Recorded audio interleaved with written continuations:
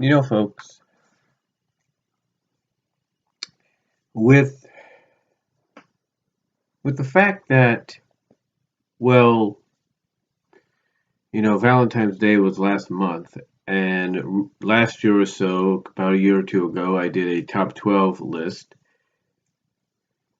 I thought, why not do something very similar? Now, I know Valentine's Day is long past, but spring, this being the first day of spring, if you watch anything media-wise, multimedia-wise, you'll know that spring also deals with romance. I mean, it's pretty much a given. I mean, you want a good example?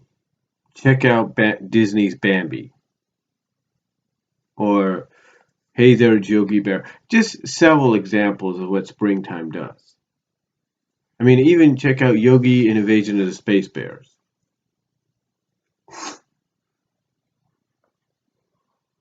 And you kind of get the idea. I mean, true, February 14th is the basically the month of love, is basically the day of love, but springtime also means new romance.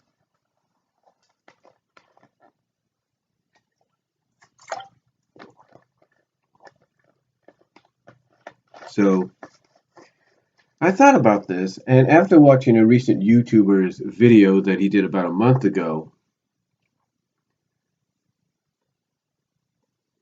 and another recent YouTuber's video that he posted recently, about that same time frame, maybe a few weeks ago, and that, of course, being Buck Reviewer and Familiar Faces, I decided to kind of talk about something that might be a little bit more different. Now, I talked about the top 12 animated couples in my Valentine's Day list about a year or so ago. So I thought it'd be only appropriate that I talk about how do I put it, how do I put this? The unofficial couples that need to be official. Yeah. I mean, let's not play, let's not ignore, the elephant in the room. We all know that there are several series that have been on for years now, if not a decade's worth or so, or over a decade and a half, let's put it that way. But we know there are several series out there that have been around for a very lengthy amount of time, animated that is, and that's what it's going to be, the animated unofficial couples that need to be official. And this is not going to be in any particular list, or any particular order, I should say. But as I was saying, we know that there are a lot of shows out there that pretty much hint at the fact that a pairing is going to be, but they never officialize it. And to me, this is where they need to get the categories, or they need to get their act together and make these things official, because pretty much this is giving the fans a true fan service. And we're not talking fan service, let's show anime or animated women's big cleavage, or hips, or whatever. No, I'm talking fan service as though you're giving the fans what they're asking for. It's something that certain wrestling companies need to learn about as well. And sometimes they do it, even if it's against, what they want to do. But with that being said, what are some of the unofficial animated couples that need to be official? That basically creators and studios have basically hinted at, but have never taken advantage of. Well, I think we should start off with primarily one of my favorite. It's kind of one of my favorites, even though I didn't watch the show that much. I took a liking to how this pairing came to be, and pretty much this pairing is a bit of a parody, if not inspired parody, of the pairing of the classic Get Smart series. Of course, I'm talking about Kitty Cateswell and Tough Puppy himself. Oh, I think, what's his name again?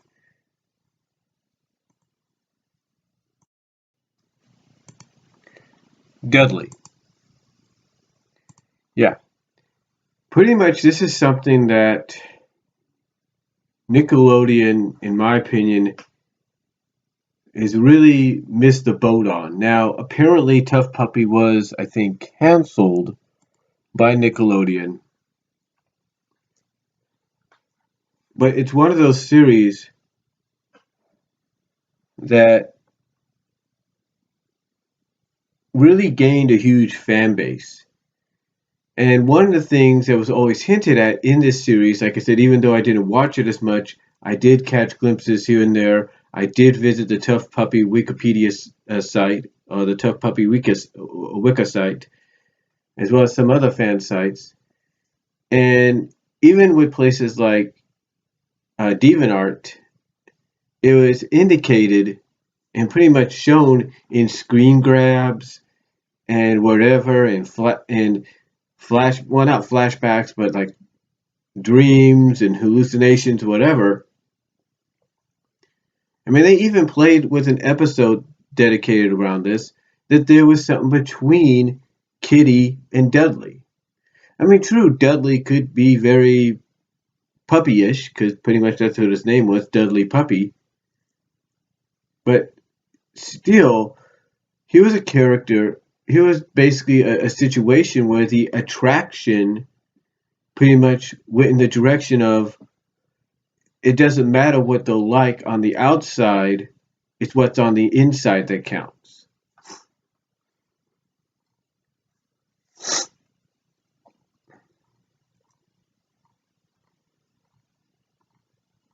And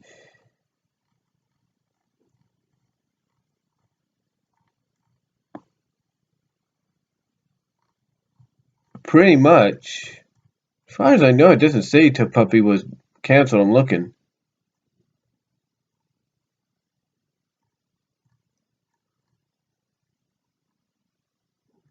But anyway, but anyway, like I said, they, to me, either it's canceled or it's not canceled, or what's going on with it overall.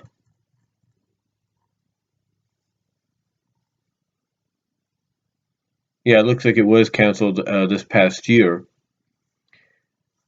Um, but anyway, like I said, uh, I think in a sense they Nickelodeon missed the boat. I really do. I mean, there was even rumor going around. I think had the season continued, and I don't know if they did. Uh, and again, I don't know if they did this in the third season or what, but it was hinted that there would be an episode down the line. Now, I don't know if it was the episode where Dudley and Kitty had to pretend they were getting married or what to set up a trap for their enemies. I don't know what it was, but it was hinted at, and a rumor was hinted at that one of those seasons, again, I don't know if it was the third season or would have been a future season had the series continued on with new episodes, and we're not totally sure if they're still not going to, that they were going to hint at there being something more to Kitty and Dudley's partnership and friendship than meets the eye.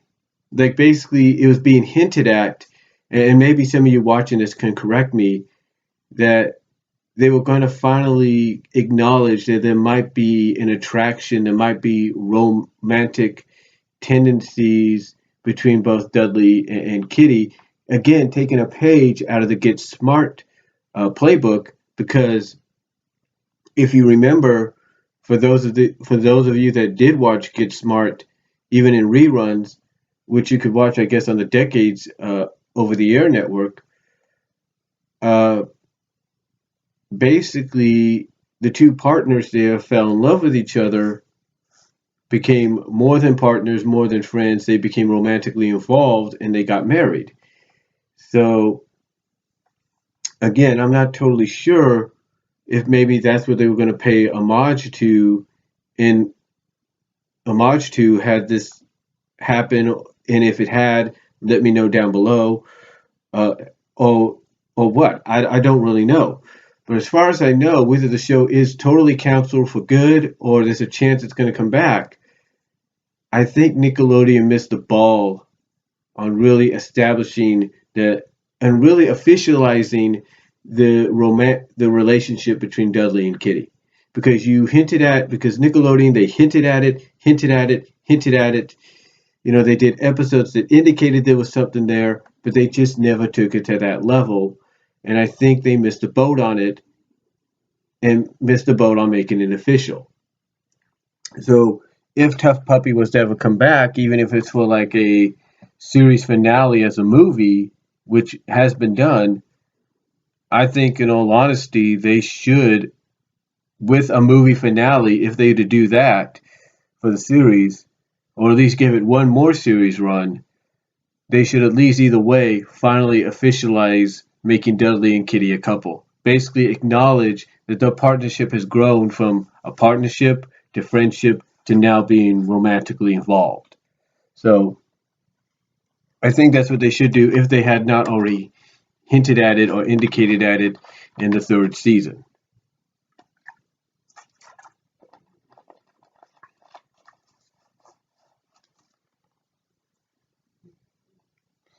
Now, another series, which ironically is a Nickelodeon series, to me has had over a decade and a half, two theatrical films, several, if not many, made for television movies and specials and musicals, and even one claymation stop motion Christmas special to get this done.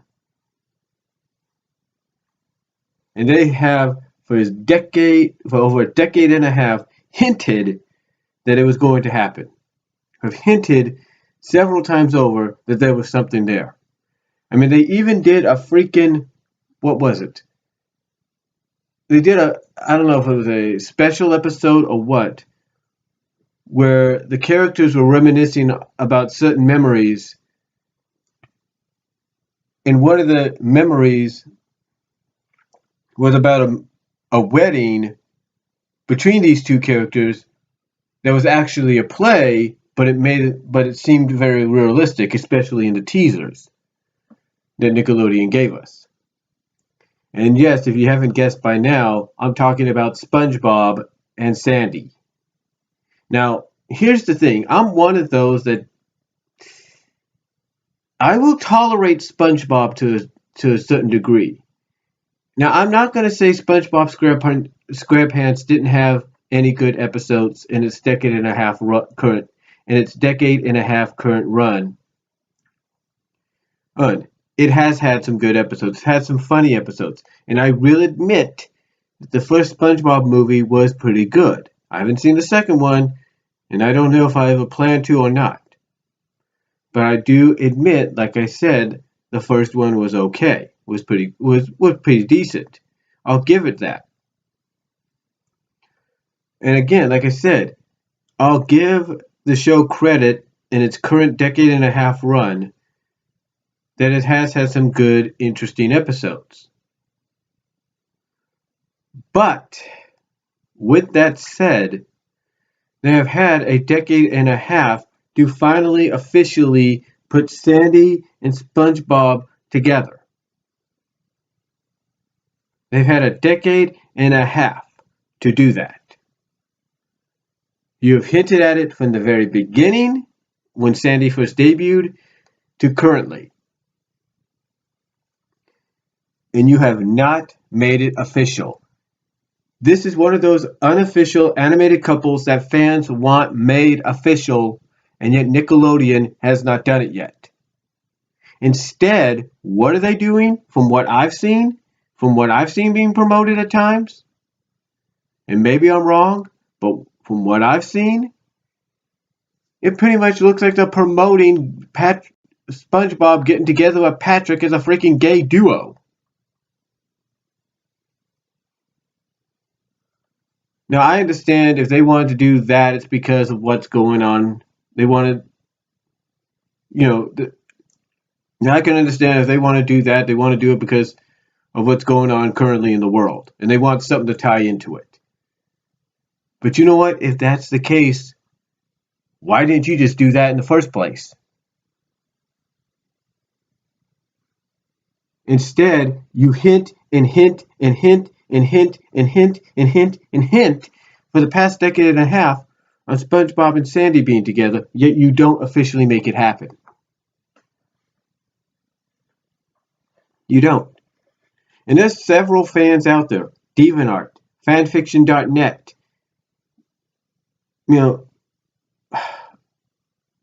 SpongeBob fan sites, if you will, that have written fan fiction stories that I've read, that I've actually taken a glimpse at, not thoroughly read, but taken a glimpse at, and have agreed could make perfect episodes that would make these two an official couple, yet Nickelodeon does not want to do it. And I'm pretty sure if they were to submit those stories where SpongeBob and Sandy would become an official couple, Nickelodeon in their minds might reject it because they don't want to. What's the saying? They don't want to rattle the boat at teasing a SpongeBob Patrick pairing. Give me a break.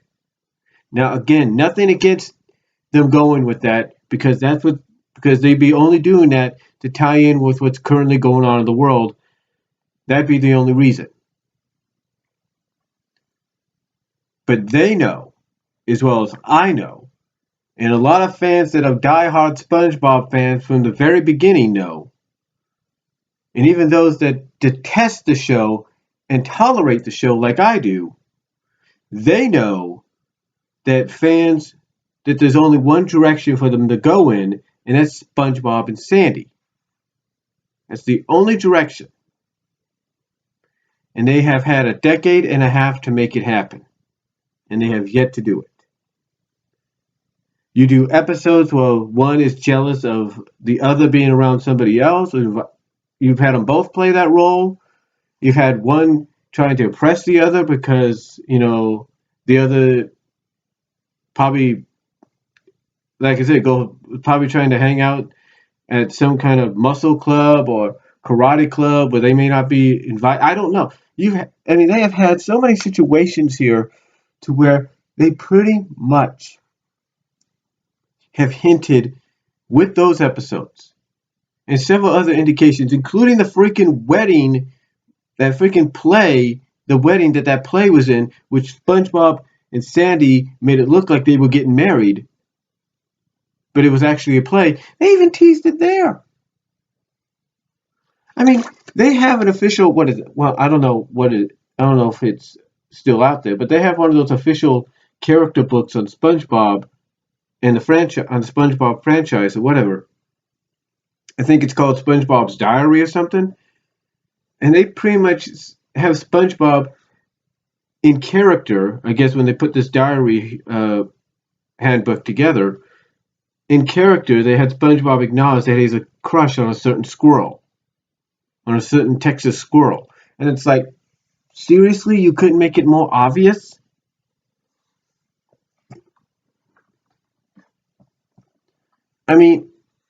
To me, it's, again, like I said, it's the best option for them to do. They have had a decade and a half to do this. There have been other animated series based on original ideas, adapted from comic books or wherever, that have not even taken this long to officially put a pairing that they know fans want to see get together. They've never taken this long. Nickelodeon has had 15 plus years to make this happen, and they have yet to do it. Well, you know what? The time has come for them to do it. You want people to stop detesting this show, stop tolerating this show? You want those fans to detest and tolerate to actually jump on the bandwagon of the fan base that still has loved SpongeBob and stood behind SpongeBob since day one? Then you do the one thing that all three groups know you need to do. And I guarantee you, you put Sandy and SpongeBob together as an official couple, and you're going to get so much praise. So much praise, if you will, so much positive criticism that you're going to wish you would have done it a long time ago. And that's what Nickelodeon needs to do. And that's just another an unofficial animated couple that needs to be made official. Or should have been made official.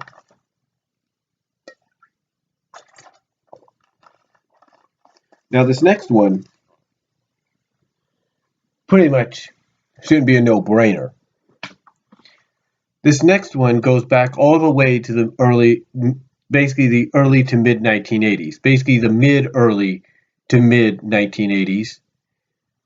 From 1983 to 1986. This was a pairing that pretty much fans, even to this day, still support. And I mean a mass majority of fans still support.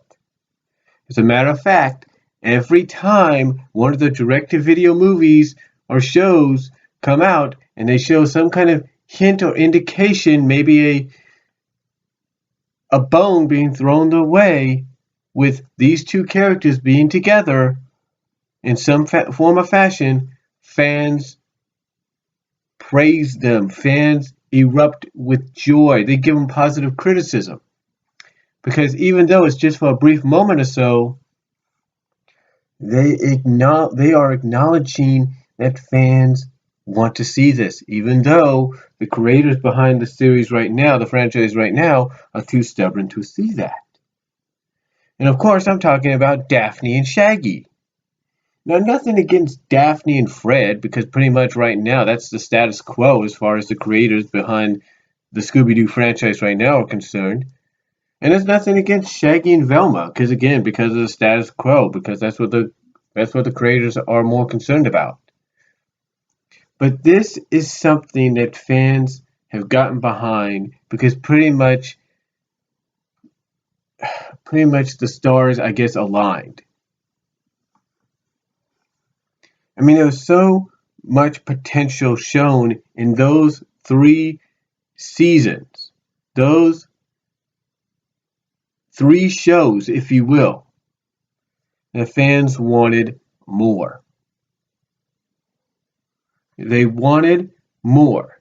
I mean, why bring Daphne back and pair her with Shaggy and Scooby and Scrappy when you could have done the same with Velma? Because fans love Daphne. She, Shaggy, and Scooby were the 3 most popular characters in the franchise short history before she, Fred, and Velma were put on the shelf for a few years, and then she was the only one dusted off. It's like they did some kind of poll. I don't know if they had people call a number or mail in, a vote somehow. I don't know what they did. But apparently they heard the fans and acknowledged that the character they probably knew that the character fans wanted to see back was Daphne. And that's what they gave her. And to me, with all new Scooby-Doo Scrappy-Doo show, new Scooby-Doo Mysteries, and 13 Ghosts, it was pretty much established right there towards the end that Daphne and Shaggy were a couple. But here's the thing. Hanna-Barbera and now even Warner Brothers didn't acknowledge it. And yet, you know what's funny? You know what's funny is we have this big splash page, this big picture, if you will, of all the Hanna-Barbera characters in a group shot. And I have it in my Hanna-Barbera cartoons book. But all these characters in a group shot, a lot of you have probably seen it. You can check it out in my YouTube channel where I say, look, basically, type in, look what I found in Hanna-Barbera or something like that. Just put in those words in my YouTube, when you search in my YouTube channel, and you'll probably see what I'm talking about. But just type in Hanna-Barbera or something. And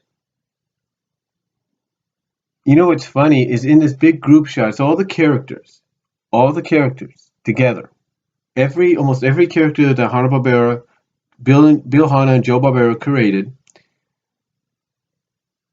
and the only Scooby-Doo characters there are Scooby, Scrappy, and get this, the only two human characters besides Shaggy, the only other human character with him, Daphne. That's right, Daphne. And so in a sense, even through the books, Hanna-Barbera acknowledged, with that one group shot, acknowledged that Daphne was a popular character. And they put her right next to Shaggy.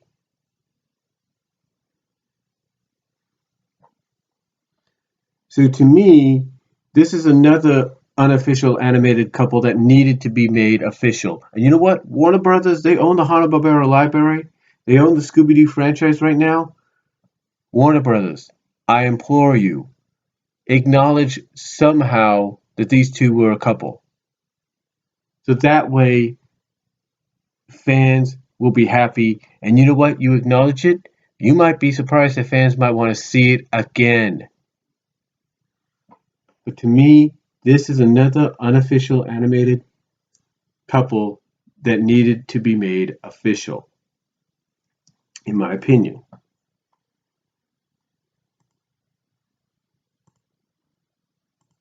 My opinion, if you will. Now, another unofficial animated couple that need to be made official. Wow. Now we're going to hit Disney territory. Oh yeah, we're hitting Disney now. And animated wise, wow. I know I'm going to get some flack for this. I know I am. But I think one of the animated couples that need to be, one of the unofficial animated couples that need to be made official comes from Rescue Rangers. And maybe it's a personal preference, but I've always felt that Disney was heading in this direction with them. And had they made them, and had the original animated film been made for a 91-92 release as a follow-up to the DuckTales film, not a sequel, but a follow-up, basically continuing the tradition of the Disney movie tunes, then I think with this movie, Disney might have, in my opinion, made these two an official couple. And I'm talking about Dale, and I'm talking about Gadget. That's right. I know I'm going to get some flack for this, but hear me out. There were several times throughout the series that they kind of hinted that there was something more between Dale and Gadget than there was Chip and Gadget.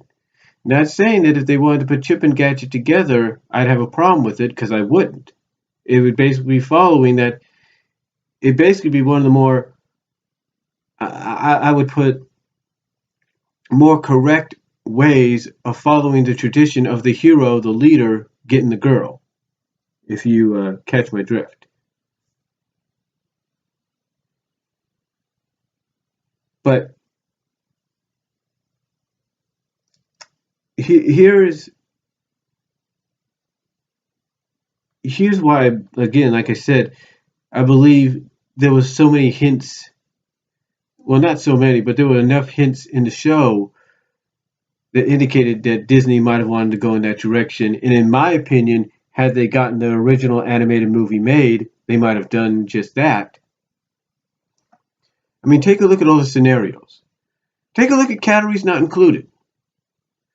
That scene there where Chip's getting ready to kiss Gadget on the cheek. Here's Dale jumping right in between them, taking advantage, and Gadget doesn't do nothing. She doesn't throw him out and say, "Hey, be throw him out for being rude or anything."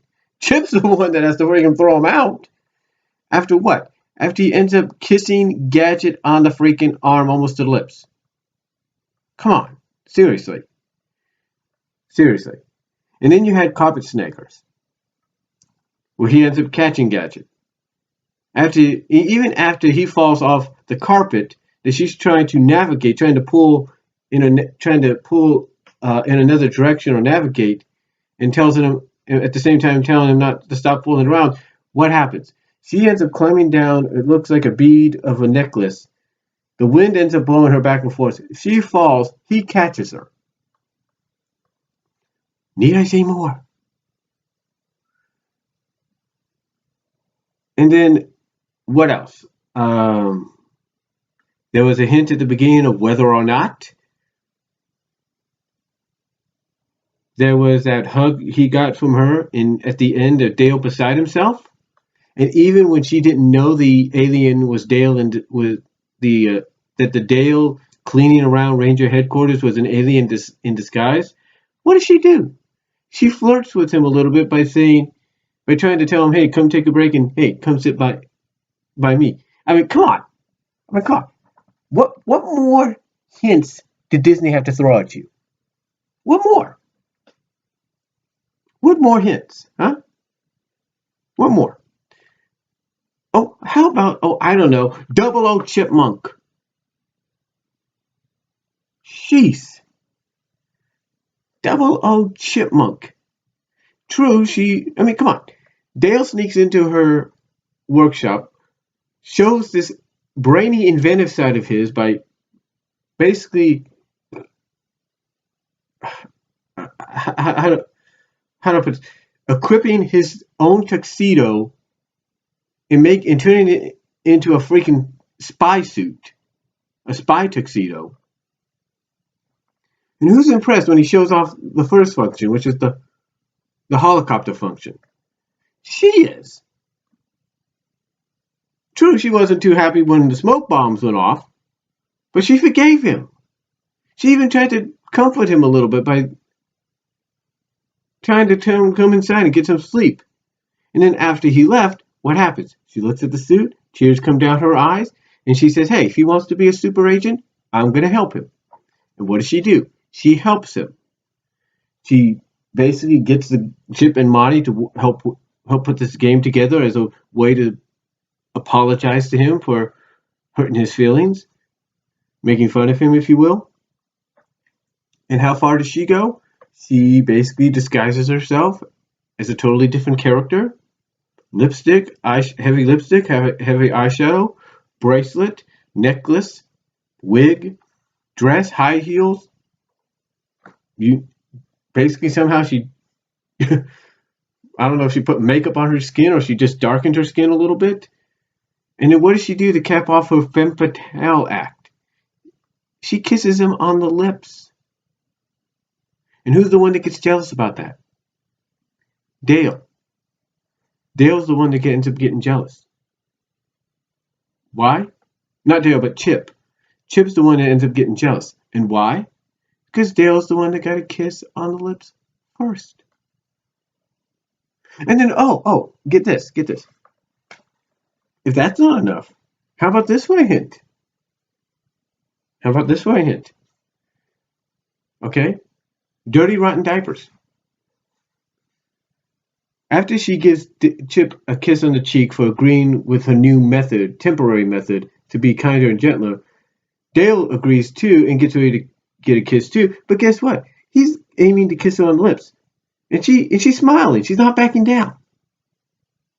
So, hello? And then who does she choose to dress up as Raggedy Ann and Andy to try to distract the baby in that episode? Dale. Who does she get, buddy? Who does she hug and team up with, if you will, and actually get support from in RoboCat?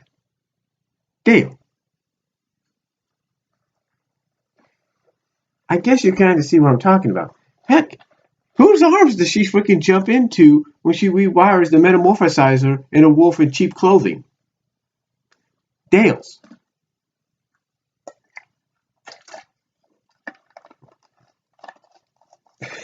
I think you can sense a theme. Sense a theme here. Yeah, you can sense a theme, and that theme is they were hinting at a Dale Gadget relationship. True, they threw a wrench in the works, sort of a curveball all the way with Good Times, Bad Times, and Foxglove, which I don't have a problem with either. In fact, there have been many web stories of mice and mayhem, if you will. Death of a comedian. There have been several examples of putting these two together as a decent couple and making it work and transitioning it to where fans wouldn't be upset that Chip would end up with Gadget. But still, even with that curveball, did they totally detract from possibly doing Dale and Gadget? Nope. No, they didn't. They didn't do it. And to me,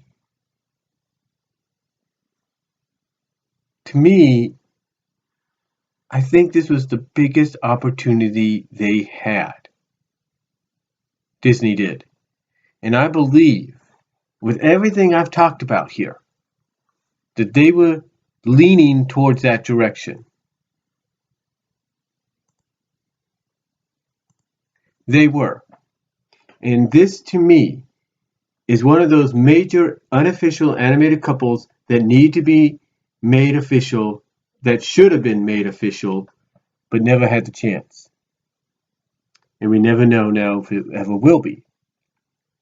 I mean, you had IDW and Ian Brill come out and write the 8-issue Rescue Ranger continuation reboot and basically hint at the end in a epilogue or end credits, if you will, that Dale and Foxglove were kind of on and off as boyfriend and girlfriend. But it doesn't mean, let's say, if the movie happens, the live action CGI movie, that maybe Disney won't revisit the possibility of doing Dale and Gadget. I'm just saying. Now another unofficial animated couple that needed and should have been made official, and it was hinted at so much in the following Disney series the following year, that pretty much Disney should have just came out and made it happen. They had the opportunity, they didn't do it, and pretty much is what fans have been wanting even to this day, and that's Baloo and Rebecca, or Baloo and Becky from Tailspin. Need I say more about that? I mean, the episodes, A Star's Tour, My Fair Baloo, Gruel and Unusual Punishment. The list goes on and on and on and on that. And you're telling me Disney, even though they took inspiration from Sam Malone and Rebecca Donaldson, if you will, from Cheers,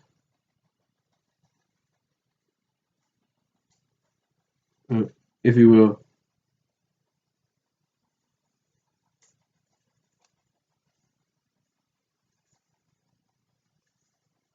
even though they took examples from Sam and Rebecca from Cheers, which, by the way, Tim, for a short time, they became a couple. They couldn't do it here with Baloo and Becky.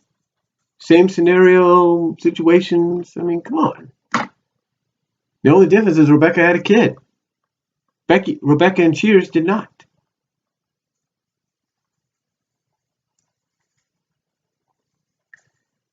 Point is, this is one of those major ones that even when it was currently on the air, Disney should have just flat out made it happen. They should have. Then getting back to Disney, oh my Atlantas. Oh my Atlantas. One of the most mixed show, one of the most reacted show, one of the shows that has the biggest mixed reaction ever. Bonkers. Some love it, some hate it, some are indifferent about it. But even before Bonkers, you had the Raw Tunage show with the He's Bonkers shorts. And even in those, and then later on the Miranda episodes, gee, who was Bonkers' love interest? Fondier. Who was Fondier's love interest? Bonkers. Did Disney ever acknowledge that they were official? No. Even though pretty much the series and even a comic issue that was based on the Lucky Paquel episodes featuring Fawn going on a date with Bonkers at a policeman's ball indicated that they were a couple and that there was interest. Did Disney come out and make it official? Nope.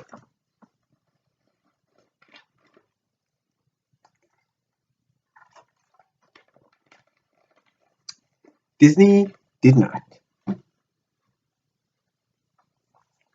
Which to me is stupid. I mean, pretty much everything's there. She kisses him on the lips and... I mean, come on. How many times did she kiss him on the lips in the He's Bonkers shorts? Look at Casa Bonkers. The beginning and ending there. Logic. Just absolute logic. But they don't do it. They don't acknowledge it. They don't go in that direction. Why? I don't know. Even though it's pretty much clear as day that they're basically admitting it in front of the world, they don't officialize it. I'm wondering if maybe one of the canceled Miranda episodes, when it was originally supposed to be about Miranda and Bonkers, the series that is, if one of them was going to acknowledge that situation, maybe with the Christmas episode. But they didn't do it. They didn't do it. And to me, it's one of the biggest,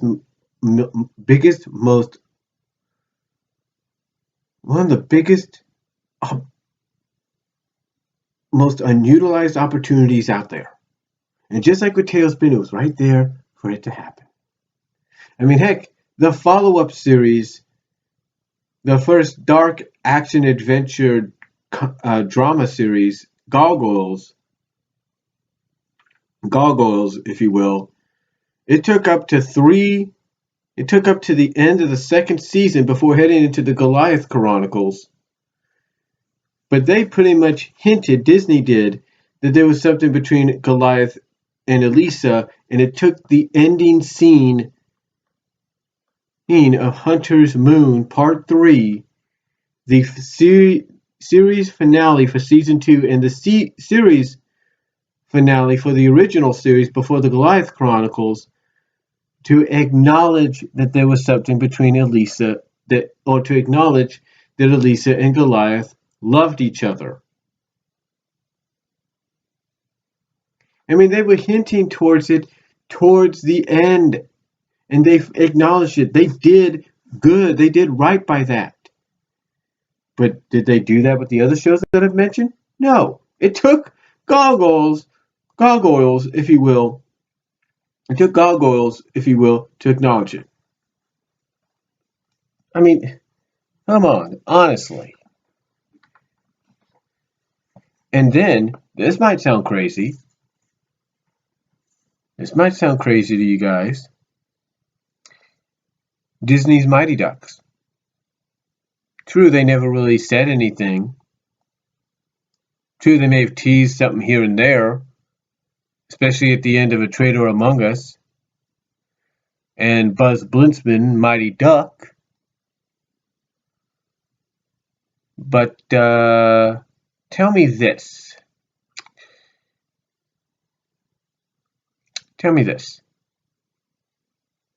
Was it me? Or did anybody else get a feeling that if Disney wanted to, and it seemed to be hinting at it with just maybe not as many hints as they did the other shows, but is it me, or did Disney possibly tease or hint at the fact that if they wanted to, and they've left it open for fans and fan fiction and webcomics, to put Mallory and Nosedive together? Is it just me, or does anybody else feel that way? Because I think even with those small innuendos, if you will, well, not innuendos, but those small, tiny little hints here and there, yeah, I think they were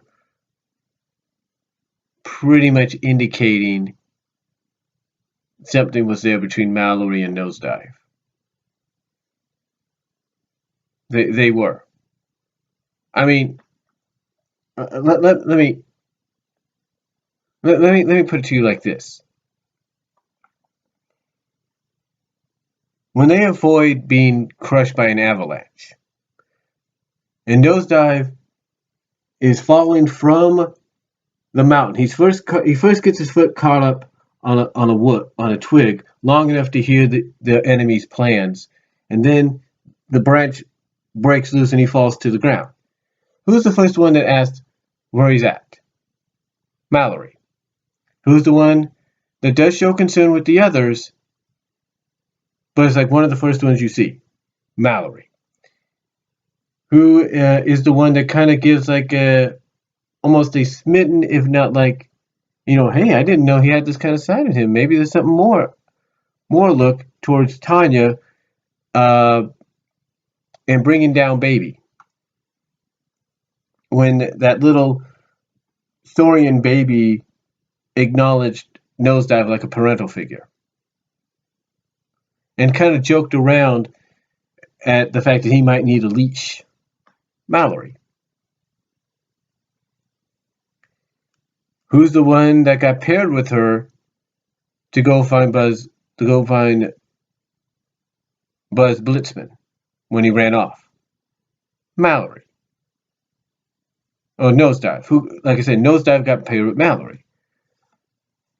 Who's the one that flew with her and Buzz in... Oh God, I can't even think of the name of the plane now. The Arrow Wing at the end of the Buzz Blitzman episode. Who flew with Buzz and Mallory? Nosedive. You kind of get what I'm saying. Who's the one that acknowledged after Lucretia LaCoy revealed herself as a traitor, as a spy? Who acknowledged to Nosedive first, oh, you wanted to date her? Mallory. Who's the one that bonked him on side of the head when he said something after Tanya, I should say, revealed Lucretia to be who she was? Mallory. Who's the one that bonked him on side of the head after she herself, Lucretia, before Tanya came to rescue them, revealing herself as a traitor, as a bad girl, if you will, a villainess? Who's the one that did this to him? Mallory. Okay. Who's the one that when Nosedive was flirting with Lucretia, and even though they didn't know who she really was at the time, who's the one that basically seeing this says, I think I may throw up? Mallory. And who's the one that teased, yes, both Nosedive and Duke, but Nosedive was there, by asking who wanted to go with her on a mall crawl when she was dressed as a femme fatale? Mallory. Who acknowledged that she looked like a babe? Nosedive. You see what I'm trying to get at? Even though there were not so many subtle hints there,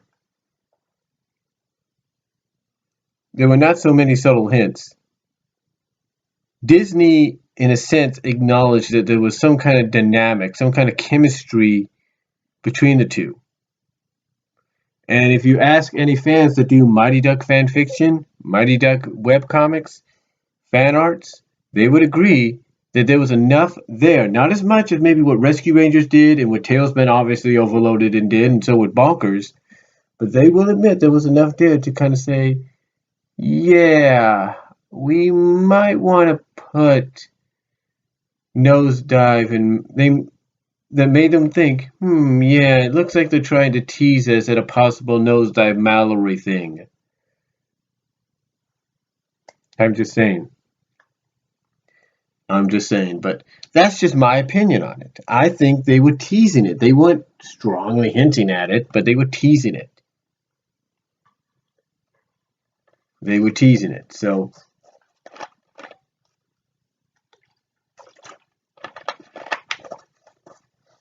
that was about it. Now, of course, I know you're thinking, well, are you going to leave out video games? No, I'm not going to leave out video games because I know the one that a lot of people want to hear me talk about is the Sonic one. So let me put it like this. Even though it took to the comics to make something happen with Bunny, you kind of had an idea that they were planting the seeds, and even in the animated series, that Bunny and Antoine were going to get together. They were planting the seeds. You could see that. In a sense, you could kind of see that. We're not sure what would have happened in the third season had that occurred, but I think you kind of see with what was the episode? It was one of those short 11-minute ones.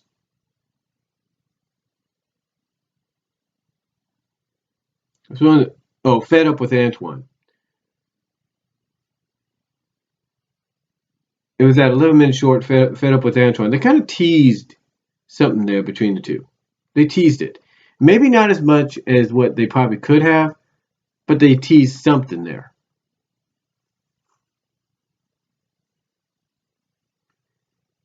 So I think they were planting the seeds, even if it was that one little scene or moment in that short when he asked her to teach him about martial arts.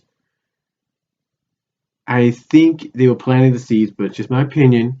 Just my opinion. I think they were planting the seeds there, and it would take actually the comic book to officially make it happen. But I think Ben Hurst or whoever wrote that episode, Patty Lee, Ben Hurst, Lynn Jensen, or whoever, were planting the seeds right there.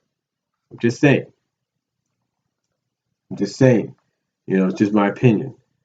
Now, you take a look at Sonic Underground, they kind of acknowledged, maybe tried to make an official pairing between Knuckles and Sonya, but they never really made anything official. So if I was continuing the series, which unfortunately fell under the same curse, I guess you could say, that Sonic SatAM did, and that was it ended abruptly after 40 episodes, I think honestly,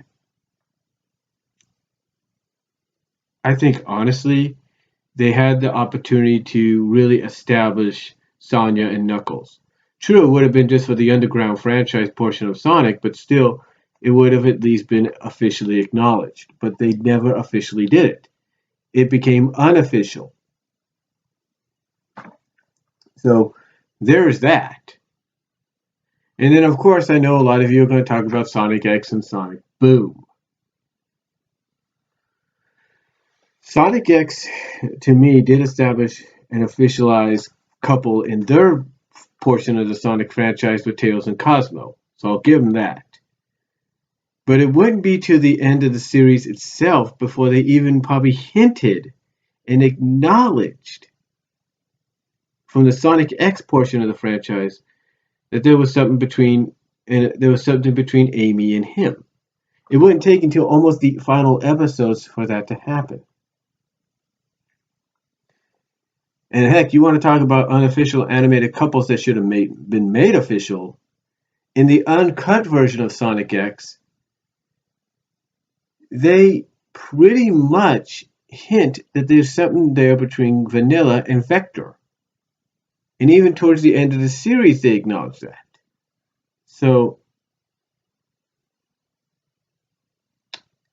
to me, it's like the Sonic franchise has so many examples of teases of unofficial animated couples that need to be made official that they didn't capitalize on it. Like I said with Bunny and Antoine, even if it was just a brief moment, something from that one scene, from that one 11-minute short, in my opinion, sparked something in Ken Pender's, Carl Bowler's, whoever's brain it was, sparked the idea of, hey, let's put Antoine and Bunny together in the comics. And that's what happened. And ironically, it happened about 2 years after the animated series ended.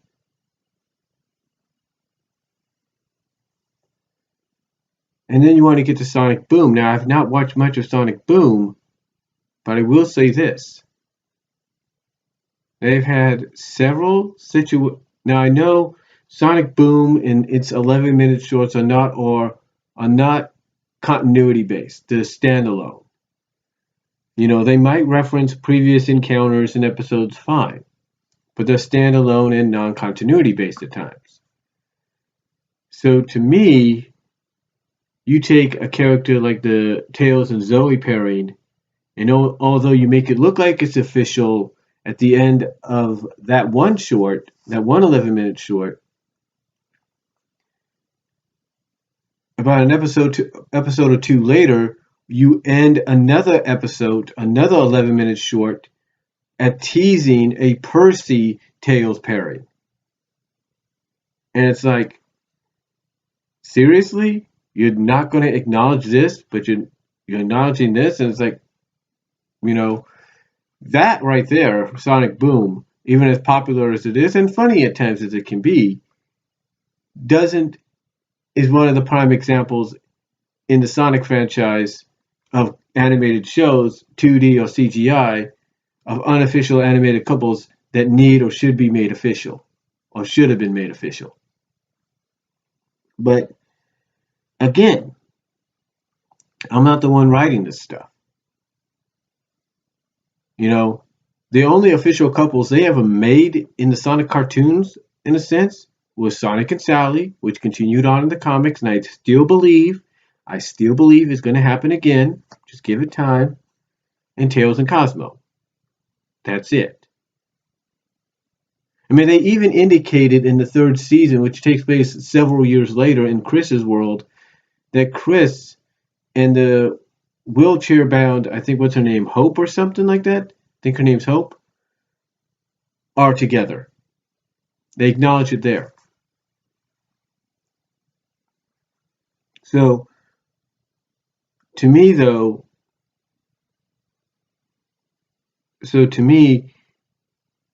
like I said, the only thing Sonic ever did by officially making couples in the cartoons were Sonic and Sally and Sad AM, and which even continued towards in Christmas Blast, if you will, and Tails and Cosmo and Sonic X. That was about it.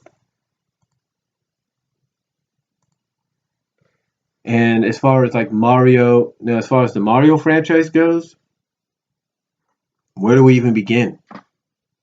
Even though they're not acknowledged officially by Nintendo as being couples, you cannot deny the fact that you got Peach and Mario paired together, and then Luigi, you don't want to leave him out in the cold, so who do you pair him up with? You pair him up with Daisy. And then you don't want to leave Yoshi out in the cold, who do you pair him up with? Birdo. It's like... And then I guess you want to throw a wrench in there with Rosalina, but still she's not connected to anybody, and pretty much she's like, I guess supposed to be like a motherly figure that both Peach and Daisy look up to as being like a princess that's way above them. It's like the Mario franchise gets it all screwed up, and probably more so than Sega did. And that's saying something. I mean, you take a look at other video games out there. I mean, video game franchises that are still going, today, that are still there in some ways, but have not really gotten a chance to shine. You take a look at Crash Bandicoot. He had several love interests, if you will, and he has one love interest currently. They replaced another one because she was deemed too sexual. Then, what else? Like I said, she was deemed too sexual. And then, what else? Let's see, Spyro. I think he has a character there. There's a female dragon there that used to be bad, now she's good, and she's officially the love interest of Spyro. I mean, you know, what else can you what else can I say? You know, what else can I say about that? You know, what else? No other characters.